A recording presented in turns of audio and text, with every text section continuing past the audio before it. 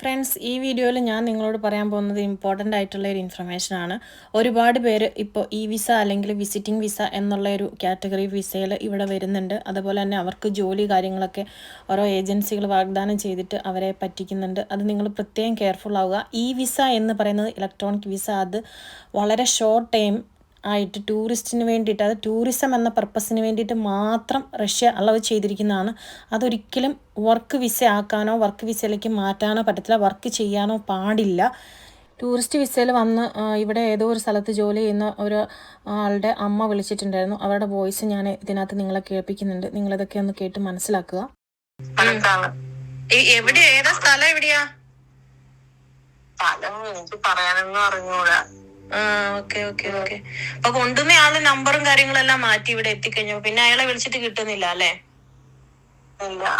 ഒരു പയ്യനാണ്, അവിടെ പഠിക്കാൻ വന്നൊരു പയ്യനാണത്. പാസ്പോർട്ടിനകത്ത് അടിച്ചിരിക്കുന്നത് എങ്കിലും. ഓ, വിസിറ്റിംഗ് വിസകളാണോ വന്നേക്കുന്നേ? Okay okay okay. വിസിറ്റിംഗ് വിസയിലാണ് എടുത്തിരിക്കുന്നത്, പാസ്പോർട്ടിനകത്ത് അടിച്ചിരിക്കുന്നത് എങ്കിലും പിന്നെ പിന്നെ ഈ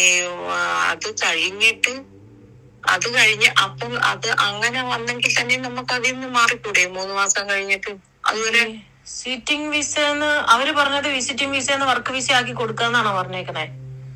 അവര് പറയുന്ന കമ്പനി വിസയാണ്. അവർക്ക് അവിടെ ഒരുപാട് പേപ്പറിനകത്ത് ഒപ്പിടിയിലും കാര്യങ്ങളും ഒക്കെ നടക്കുന്നത്. എന്താണ് ഇത്ര ഒപ്പിടാൻ കാരണം?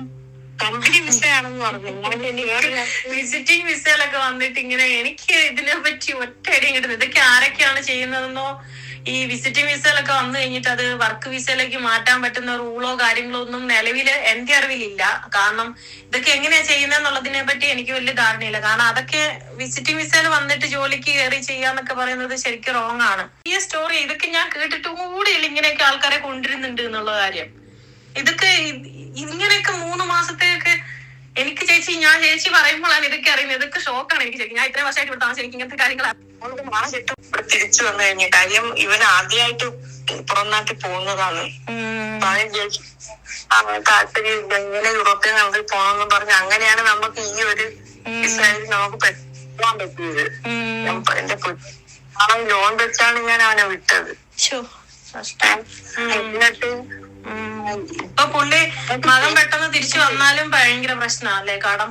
സഹിച്ചു നിന്നോളാം, ഇത്രയും പൈസ പോയില്ലേ, എങ്ങനെയെങ്കിലും ഞാൻ സഹിച്ചു നിൽക്കാം. ഇതൊക്കെ പറയുമ്പോ അമ്മ വിഷമിക്കില്ലെന്നൊക്കെ പറയുന്ന കേൾക്കുമ്പോ സത്യം എനിക്കെടുത്ത് കളഞ്ഞിട്ട് തരാൻ പറയാനും എനിക്ക് പറ്റുന്നില്ല. കാര്യം ഇത്രയും ബാധ്യത കിടക്കുന്നു. അവരെ കൊണ്ട് ഇവിടെ ജോലി പോലും തീർക്കാൻ പറ്റത്തില്ല. പക്ഷെ അവിടെ ഒത്തിരി പേര് വന്നിട്ടുണ്ട്. ഇവിടുന്ന് ഒരു 15 പേര് വന്നിട്ടുണ്ട്. ഓക്കെ. വന്ന് അതിൽ ഇത് മാത്രമേ ഉള്ളൂ മലയാളി. ഇതൊക്കെ എങ്ങനെ ആൾക്കാർ ഇതൊക്കെ വിശ്വസിക്കുന്നതെന്ന് എനിക്കറിയത്തില്ലാത്ത. നമ്മക്കറിയാൻ വയ്യല്ലോ. നമ്മക്ക് പറഞ്ഞു തന്നതല്ലേ നമ്മളറിയും. നമുക്ക് വേറെ ആരും ഇതിന്റെ ഇടയ്ക്ക് കിട്ടിയില്ല.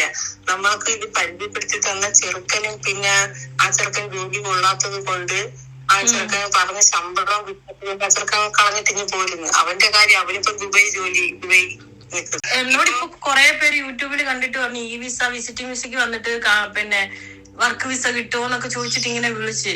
അപ്പൊ ഞാനിങ്ങനെ ഓർത്ത് ദൈവമേ പിന്നെ ആൾക്കാർ ഇങ്ങനെ ചീറ്റ് ചെയ്യപ്പെടുവാണല്ലോ. എന്ത് കഷ്ടമാണ്. 3 മാസം അല്ലെങ്കിൽ 6 മാസം കഴിയുമ്പോ അറിയാം. പക്ഷെ ഇവൻ പറയുന്ന ഈ പേപ്പറുകളിൽ ഒപ്പിടുന്നത് എന്തിനാണെന്ന് അറിയത്തില്ല. അങ്ങനെ ഇപ്പൊ ഇവര് വിസ പോലും ഇല്ലാതെ പുറം ലോകമായിട്ട് ഒരു ബന്ധം ഇല്ലാതെയല്ലേ ഇപ്പൊ അവരവിടെ നിൽക്കുന്നേ. ഒരു സ്ഥലത്ത് താമസിപ്പിച്ചിരിക്കുന്നു, അവരെ വിളിച്ചുകൊണ്ട് പണി ചെയ്യിപ്പിക്കാൻ വേണ്ടി കൊണ്ടുപോകുന്നു. അത് കഴിഞ്ഞിട്ട് വീണ്ടും ആ താമസ സ്ഥലത്തേക്ക് അവര് ഇതല്ലേ ഉള്ളൂ അവരുടെ ലൈഫ്. ഇതൊരു വലിയ കമ്പനിയാണെന്ന്. നാട്ടിലെ നമ്മുടെ അവസ്ഥ കൊണ്ടായിരിക്കും ഇങ്ങനെയുള്ള കാര്യങ്ങളൊക്കെ ആൾക്കാർ പെട്ടെന്ന് വിശ്വസിച്ച് പോകുന്നത്. അതുകൊണ്ട് ഞാൻ ആരെയും കുറ്റം പറയുന്നില്ല.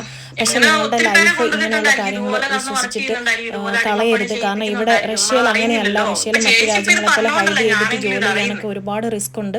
ഓൾവേസ് ചെക്കിംഗ് ഉള്ള രാജ്യമാണ്. അതുകൊണ്ട് ടൂറിസ്റ്റ് വിസയിൽ വന്നിട്ട് വർക്ക് ചെയ്യാമെന്ന് പറഞ്ഞ് വിശ്വസിപ്പിക്കുന്നത് വെറും റോങ് ആണ്. അങ്ങനെ പറ്റത്തില്ല. ടൂറിസ്റ്റ് വിസ ഒരിക്കലും കൺവേർട്ട് ചെയ്ത് വർക്ക് വിസയിലേക്ക് മാറ്റാൻ പറ്റത്തില്ല. നിങ്ങൾ നിർബന്ധമായി രാജ്യം വിട്ട് പുറത്തു പോയതിനു ശേഷം പുതിയ വർക്ക് വിസയിലേ വരാൻ പറ്റത്തില്ല. അതിന് നല്ല കോസ്റ്റ് ഉണ്ട്. അത് നിങ്ങൾ മനസ്സിലാക്കണം. അതേപോലെ കമ്പനികൾ തരുന്നുണ്ടെങ്കിൽ വർക്ക് വിസ തരുന്നുണ്ടെങ്കിൽ നിങ്ങൾക്ക് ധൈര്യമായിട്ട് കയറി വരാം. അതിനൊന്നും ഒരു പ്രശ്നമില്ല.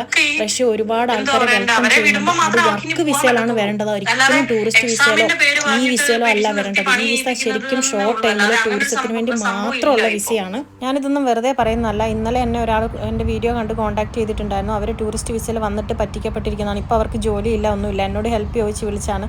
അതുകൊണ്ട് ഞാൻ നിങ്ങളോട് പറയുകയാണ്. റഷ്യ ആൾക്കാരെ ഇൻവൈറ്റ് ചെയ്യുന്നുണ്ട്. അതുപോലെ തന്നെ സെക്യൂരിറ്റിയും അവർ പ്രാധാന്യത്തോടെ കാണും. കാരണം നിങ്ങൾക്കറിയാം ഇപ്പോഴത്തെ റഷ്യയുടെ സിറ്റുവേഷൻ എങ്ങനെയാണ്. അതുകൊണ്ട് തന്നെ പുതിയ ആപ്ലിക്കേഷൻസ് ഒക്കെ വരുന്നുണ്ട്. അത് നിർബന്ധമായിട്ട് നമ്മുടെ ഫോണിൽ ഇൻസ്റ്റാൾ ചെയ്യണമെന്ന് പറയുന്നുണ്ട്. അതുകൊണ്ട് തന്നെ നമുക്ക് ഹൈഡ് ചെയ്ത് ജീവിക്കാൻ പറ്റത്തില്ല. എല്ലാം ട്രാക്കിങ്ങിലേക്ക് വരികയാണ്. അതുകൊണ്ട് ട്രാക്ക് ചെയ്യും നമ്മളെ. അതുകൊണ്ട് വെറുതെ ഇങ്ങനത്തെ റിസ്ക് എടുക്കാൻ നിൽക്കരുത്. ഞാൻ ജസ്റ്റ് ഇൻഫർമേഷൻസ് പാസ് ചെയ്യുന്നതേ ഉള്ളൂ. നിങ്ങൾക്ക് പറ്റുമെന്നുണ്ടെങ്കിൽ ഇത് മറ്റുള്ളവരിലേക്ക് എത്തിക്കുക. കൂടുതൽ ആൾക്കാർ ചതിക്കപ്പെടാതിരിക്കാൻ ശ്രദ്ധിക്കുക. ഇതുപോലുള്ള ഇൻഫർമേറ്റീവായിട്ടുള്ള വീഡിയോ നിങ്ങൾക്ക് ഇഷ്ടപ്പെടുന്നുണ്ടെങ്കിൽ ലൈക്ക് ചെയ്യുക, ഷെയർ ചെയ്യുക. അപ്പോൾ ആരും പറ്റിക്കപ്പെടാതിരിക്കുക. അടുത്ത വീഡിയോയിൽ കാണാം.